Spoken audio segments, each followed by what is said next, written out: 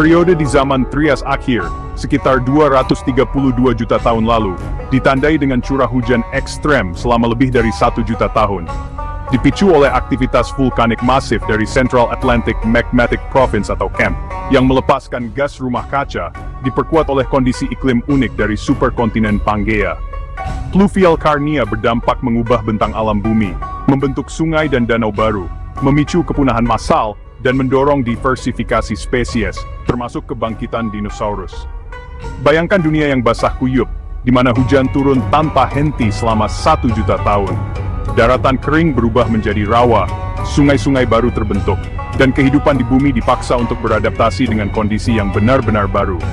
Fenomena luar biasa ini dikenal sebagai peristiwa Pluvial Karnia, yang terjadi sekitar 232 juta tahun lalu, pada periode Trias akhir.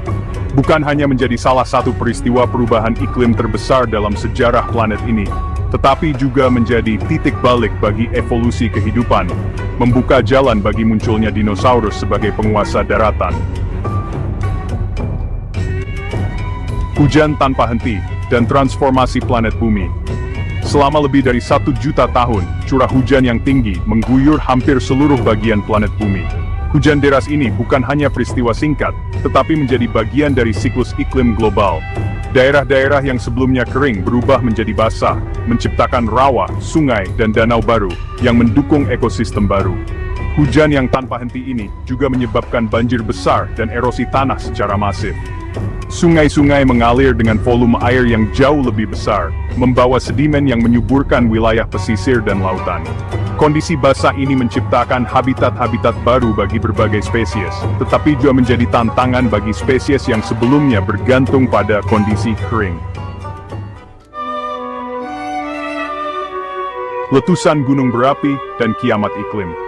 Para ilmuwan sepakat bahwa penyebab utama peristiwa Pluvial Karnia adalah aktivitas vulkanik yang luar biasa, terutama yang terkait dengan Central Atlantic Magmatic Province atau CAMP.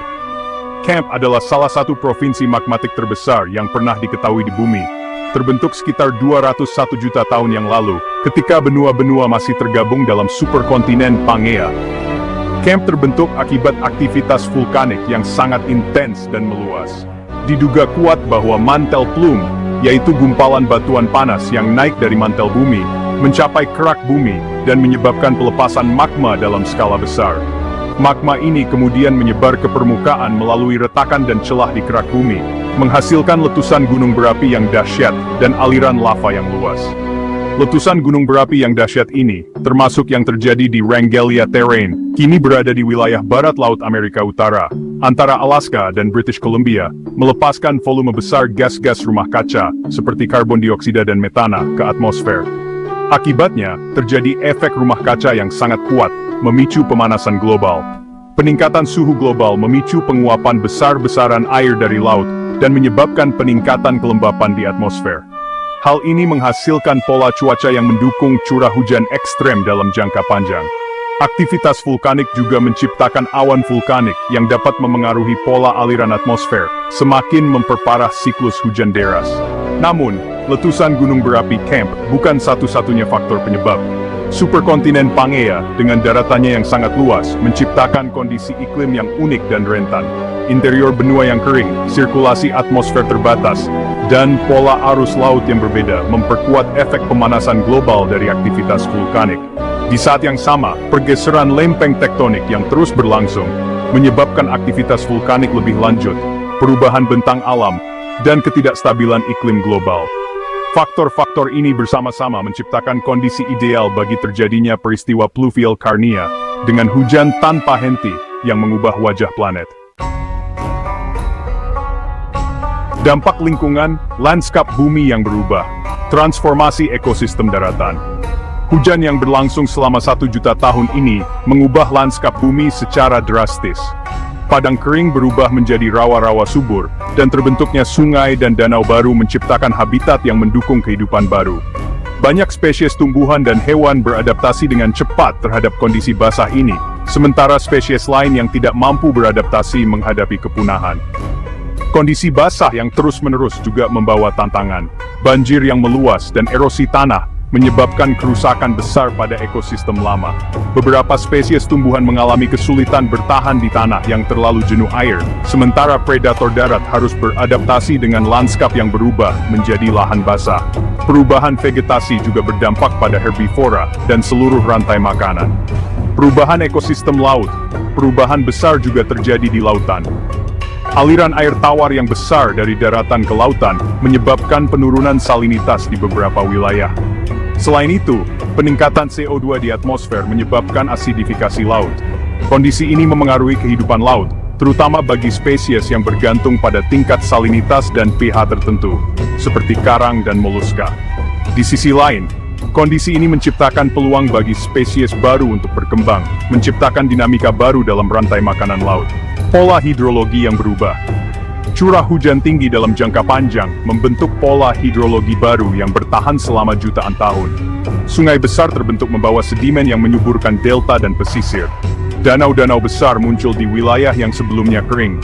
Kondisi ini memicu diversifikasi spesies air tawar, karena organisme beradaptasi dengan lingkungan yang berbeda, mendorong evolusi dan meningkatkan keanekaragaman hayati.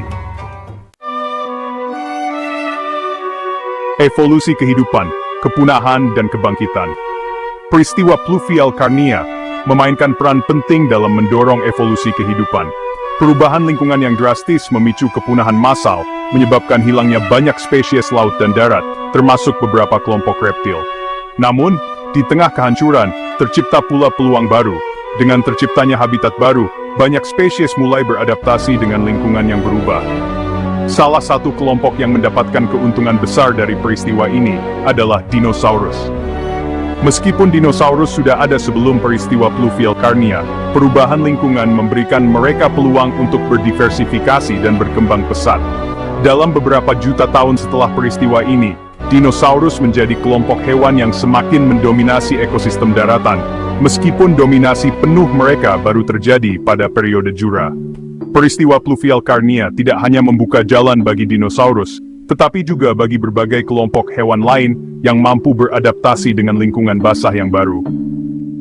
Amfibi raksasa seperti Mastodonsaurus yang mencapai ukuran mobil, menjelajahi rawa-rawa dan danau yang luas. Kondisi lembab sangat ideal bagi amfibi yang membutuhkan air untuk berkembang biak dan menjaga kelembapan kulit mereka. Kelimpahan makanan dan habitat yang sesuai memungkinkan amfibi raksasa untuk tumbuh dan berkembang biak, mendominasi ekosistem air tawar. Di lautan, reptil laut seperti Ichthyosaurus dan Plesiosaurus juga mengalami diversifikasi. Meskipun perubahan salinitas dan asidifikasi laut menyebabkan kepunahan bagi beberapa spesies laut, reptil laut yang adaptif mampu mengeksploitasi niche ekologis yang baru. Mereka berkembang menjadi predator puncak di lautan, memburu ikan, cephalopoda, dan mungkin bahkan reptil laut lainnya. Peristiwa pluvial Karnia, dengan segala perubahan dramatisnya, menciptakan peluang evolusi bagi berbagai kelompok hewan, menghasilkan keanekaragaman hayati yang menakjubkan di darat dan di laut.